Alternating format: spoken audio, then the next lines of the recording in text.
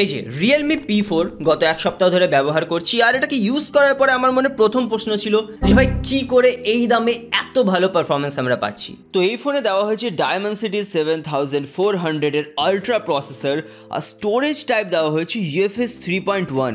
আর এর অর্থ তোমরা তখন বুঝতে পারবে যখন অ্যাপসগুলো ওপেন করবে।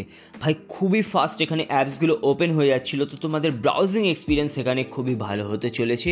অ্যান্ড ইভেন অনেকগুলো অ্যাপসে সুইচ করার সময় আমি এখানে কোনো রকম রিলোডিংয়ের ইস্যু ফেস করছিলাম না, এবং সাথে এখানে প্রপার অ্যাপ ওপেনিং আর ক্লোজিং অ্যানিমেশনও দেওয়া হয়েছে।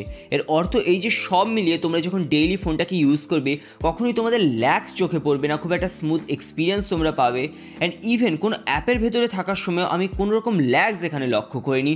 তো ওভারঅল পারফরমেন্স ভাই এই ফোনের সত্যি খুবই ভালো চলে আসে।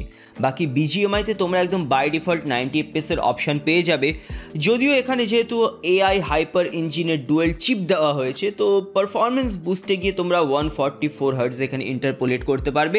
কিন্তু আমার ব্যক্তিগতভাবে মনে হয় এটা অতটাও পারফেক্ট ফিচার নয়, তো এটাকে ইউজ আমি করছিলাম না, নর্মাল 90 FPS গেম প্লে করছিলাম। যথেষ্ট ভালো এখানে আমার এক্সপিরিয়েন্স ছিল। কখনো কখনো যদিও এখানে হালকা ফ্রেম ড্রপস হয়ে যাচ্ছিলো, বাট ওভারঅল গেমিং ভালোই করতে পারছিলাম। এবার ডিজাইন নিয়ে যদি কথা বলি তাহলে রিয়েলমির বাকি ফোনগুলোর মতো এটা দেখতে তো আমার মনে হচ্ছে রিয়েলমির ডিজাইনগুলো একটু বোরিংয়ের দিকে যাচ্ছে, একটু নতুনত্ব দিলে ভালো হয়। কিন্তু যে স্টিল কালার ভ্যারিয়েন্ট আমার কাছে রয়েছে সেটা দেখতে যথেষ্ট প্রিমিয়াম মনে হয়। সাথে ফোনটাও কিন্তু এখানে যথেষ্ট স্লিম এবং ওয়েট ডিস্ট্রিবিউশনও ভালোভাবে করা হয়েছে, তো হাতে ভারী ফিল হচ্ছিল না। তো ফোনটা ব্যবহার করে কখনোই তোমাদের অস্বস্তি মনে হবে না। ফোনটাতে IP65 আর 66 এর রেটিং দেওয়া হয়েছে, তো ওই বৃষ্টির দিনে হালকা জলের ছেটা পড়ে গেল সেরকম কোনো সমস্যা হবে না। কিন্তু এর আগের বারে রিয়েলমি P3তে কিন্তু 68 আর 69 এর রেটিং দেওয়া হয়েছিল, মানে সেই ফোনটা একদম পুরো জলে ডুবিয়ে দিলেও চিন্তা করার কোনো দরকার ছিল না। কিন্তু এবারে ফোনে সেটা তোমরা করতে পারবে না। এর in display fingerprint scanner by the way খুবই ফাস্ট আর অ্যাকুরেট কাজ করে। এবার এই ফোনে যে 6.77 ইঞ্চের 1.5K রেজলিউশন অ্যামোলেড ডিসপ্লে দেওয়া হয়েছে তার কোয়ালিটি ভাই অসাধারণ, খুবই ক্রিস্প। আর ইউটিউবে যখন আমি HDR ভিডিওস প্লে করে দেখছিলাম দারুণ কালার রিপ্রোডাকশন ওখানে আসছিল, তো ভিডিও দেখে ভাই খুবই মজা পাবে। সাথে আমি এটাকে বাইরেও কিন্তু আউটডোরে ব্যবহার করে দেখেছি, এবং এই প্রাইসে ফোনটার ডিসপ্লে যথেষ্ট ব্রাইট হয়ে যাচ্ছিল, ব্যবহার করে কোনো রকম সমস্যা হবে না। বাই ডিফল্ট এর ডিসপ্লে 120 হার্টজে রান করছে এবং অপটিমাইজেশন ভালোভাবে করা হয়েছে। ইউআইয়ের ভেতরে যখন আমি স্ক্রল করছিলাম বা কোনো অ্যাপের ভেতরে কিছু একটা ইউজ করছিলাম কখনোই কিন্তু আমি এখানে কোনো রকম জিটারিনেস লক্ষ্য করিনি। তো স্মুথ এক্সপিরিয়েন্স তোমরা এখানে পেয়ে যাবে।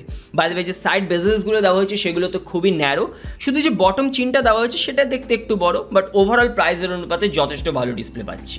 বাই দ্য ওয়ে একটা কথা তোমাদের জানিয়ে দিই যে ডিসপ্লেতে কোন প্রোটেকশন ইউজ করা হয়েছে সেটা নিয়ে আমার কাছে কিন্তু কোনো রকম ইনফরমেশন নেই, তো সেটা নিয়ে আমি আপাতত রিভিউ দিতে পারছি। এই ফোনের ভেতর তোমরা পেয়ে যাবে একটা ম্যাসিভ 7000 mAh ব্যাটারি, এবং রিয়েলমি ব্যাটারি ব্যাকআপ নিয়ে কখনোই আমার মনে কোনো দ্বন্দ্ব থাকে না, দ্বিধা থাকে না। এবারও নেই, ব্যাটারি অপটিমাইজেশন খুবই ভালোভাবে করা হয়েছে।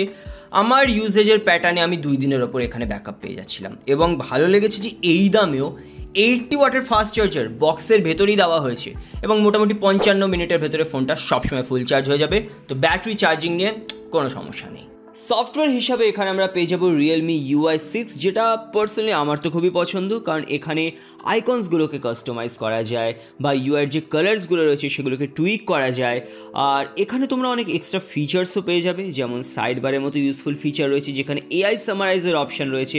ভালো বিষয় যেটা আমার লেগেছে সেটা হচ্ছে এই ফোনে তোমরা 3টে মেজর অ্যান্ড্রয়েড আপডেটের সাপোর্ট পেয়ে যাবে। এবার জিও 5G সিমে আমি এখানে 5G প্লাস ক্যারিয়ার অ্যাগ্রিগেশন পেয়ে যাচ্ছিলাম, তো স্পিডস খুবই ভালো ছিল এবং কলিং কোয়ালিটি একদম ক্রিস্টাল ক্লিয়ার ছিল। বাই দ্য ওয়ে এখানে কিন্তু ওপো নিজস্ব ডায়ালার রয়েছে, তো কল রেকর্ডিংও তোমরা উইদাউট এনি অ্যানাউন্সমেন্টই এখানে করতে পারবে, যেটা অনেকের প্রয়োজন হয়। বাই দ্য ওয়ে যে জিনিসটা আমাকে পুরো শক করে দিয়েছে যে এখানে যে স্টিরিও স্পিকার সেট আপ দেওয়া হয়েছে সেটা দারুণ কোয়ালিটির। হ্যাঁ, লাউড তো হয়ে যায়, সাথে ক্ল্যারিটিও এখানে অসাধারণ। ইভেন আমি যখন গেম খেলছিলাম বাঁদিক আর ডান দিকের ভেতরে ভালো সেপারেশন লক্ষ্য করছিলাম। তো মাল্টিমিডিয়া এক্সপিরিয়েন্সে সত্যি রিয়েলমি P4 তোমাদের খুবই ভালো একটা এক্সপিরিয়েন্স ডেলিভার করবে, যদিও এর হ্যাপটিক ফিডব্যাকটা আমার এখানে অতটাও ভালো মনে হয়নি, মানে এই প্রাইসে যেমন হয় সেরকমই। এবার ক্যামেরার জায়গাতেও রিয়েলমি কিন্তু একটু চমকে দিয়েছে। কেন বলছি, মেইন ক্যামেরা তো 50 মেগাপিক্সেলের ঠিক আছে, কিন্তু আলট্রা ওয়াইড ক্যামেরা দেওয়া হয়েছে সাথে। ভাই 20,000 টাকার ওপরের দামেরও অনেক ফোনে আলট্রা ওয়াইড ক্যামেরা দেওয়া হয় না, কিন্তু এই ফোনে আমরা পাচ্ছি। এবারে ছবিগুলো কিন্তু আমার যথেষ্ট ভালোই মনে হয়েছে। হ্যাঁ, একটু কন্ট্রাস্টি মনে হতে পারে, কালার্সগুলো একটু বুস্টেড লাগতে পারে, কিন্তু আজকাল অনেকে সেই ধরনের ছবি পছন্দ করে। আর এখানে আমি কিছু পোর্ট্রেটস নিয়েও দেখেছিলাম, ভালোই চলে আসে, কিন্তু হ্যাঁ একটুখানি কিন্তু এটা বিউটিফাই করে দেওয়ার প্রবণতা রাখে, একটু ফর্সা করে দিচ্ছিল ছবিগুলো। আর লাইটের এগেনস্টে পোর্ট্রেট মোড এখানে দেখতে অতটাও ভালো লাগছিল না, কিন্তু রেগুলার যে এইচডিআর শর্টসগুলো ছিল সেগুলো আমার যথেষ্ট ভালো মনে হয়েছে। আর ইনডোরেও এখানে কিন্তু ছবিগুলো ভালো আসছিল, সেটা কালার্স বলো বা শার্পনেস বলো, যদিও লো লাইট পারফরমেন্স আমার এখানে অতটাও কিছু বিশেষ ভালো মনে হয়নি। ভালো বিষয় যেটা আমার আবারও লেগেছে সেটা আলট্রা ওয়াইড ক্যামেরা দেওয়া হয়েছে এবং প্রাইসের অনুপাতে পারফরমেন্স এখানে যথেষ্ট ভালোই ছিল। মেইন ক্যামেরা থেকে তোমরা 4K 30 fps অব্দি ভিডিও রেকর্ড করতে পারবে, আর স্টেবল ভিডিওস 1080p 60 fpsও রেকর্ড করা সম্ভব। যদিও এখানে OIS তো দেওয়া হয়নি, কিন্তু ওভারঅল এখানে কিন্তু যথেষ্ট স্টেবল আর ইউজফুল ভিডিওই আমি রেকর্ড করতে পারছিলাম। বাকি ফ্রন্ট ক্যামেরা এখানে 16 মেগাপিক্সেলের দেওয়া হয়েছে, কিন্তু সেটা আমার অতটা পছন্দ হয়নি, কারণ কখনো কখনো এখানে যে ফেশিয়াল ডিটেলসগুলো ছিল সেগুলো একটু আর্টিফিশিয়াল মনে হচ্ছিলো। মানে কখনো মনে হচ্ছে একটু বেশি শার্প হয়ে যাচ্ছে, কখনো মনে হচ্ছিলো বেশি বিউটিফাইড হয়ে যাচ্ছে, আবার কখনো কখনো ঠিকঠাকও মনে হচ্ছিলো। তো ওভারঅল এই জায়গায় আমার মনে হয় এখন একটু ফাইন টিউনিং করার প্রয়োজনীয়তা রয়েছে। এটা হলো front camera video quality indoor lighting কন্ডিশনে, এবং আমার মনে হয় ফটোজের থেকে কিন্তু ভিডিওস দেখতে বেশি ভালো লাগছে। হ্যাঁ, একটু বেশি স্মুথ হয়ে গেছে, কিন্তু আমার মনে হয় ঠিক রয়েছে। অনেকে আসলে এই ধরনের ভিডিও পছন্দ করে, যদিও আমি সেটা করি না, কিন্তু কাজ চালানোর মতো ভালো, ব্রাইট এবং মোটামুটি কালার্সও এখানে ঠিকঠাক রয়েছে, ঠিকঠাক ভিডিওস রেকর্ড করতে পারবে। এবার আমি যতটা ফোন ব্যবহার করেছি ফোনটা কখনোই ওভারহিট হচ্ছিল না। আমি এখানে থার্মাল থ্রটলিং টেস্ট করে দেখেছি 10 মিনিটের, মাত্র 8% এখানে পারফরমেন্স ড্রপ হয়েছিল। ইভেন প্র্যাকটিক্যাল ইউজেজে বলছি, গেম খেলার পরে বা অনেক ছবি তোলার পরেও কখনো মনে হয়নি যে ফোনটা অতিরিক্ত বেশি গরম হয়ে যাচ্ছে। তো থার্মাল ম্যানেজমেন্টেও রিয়েলমি এখানে খুবই ভালো কাজ করেছে। এবার ফোনটার বেস ভ্যারিয়েন্ট তোমরা 18,500 টাকায় কিনতে পারবে, আর কার্ড অফার লাগিয়ে এটা মোটামুটি তোমরা 16,000 টাকায় পেয়ে যাবে।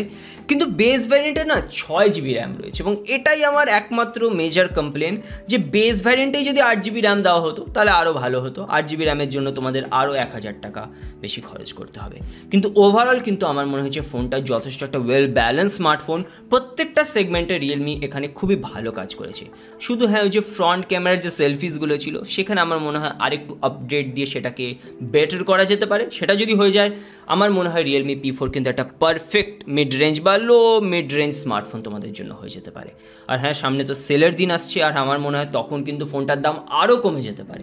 ওভারঅল আমার কিন্তু রিয়েলমি P4 খুবই ভালো মনে হয়েছে। আর তোমাদের যদি ভিডিওটা ভালো মনে হয় তাহলে প্লিজ লাইক করে দিও। দেখা হবে পরের ভিডিওতে, সবাই ভালো থেকো।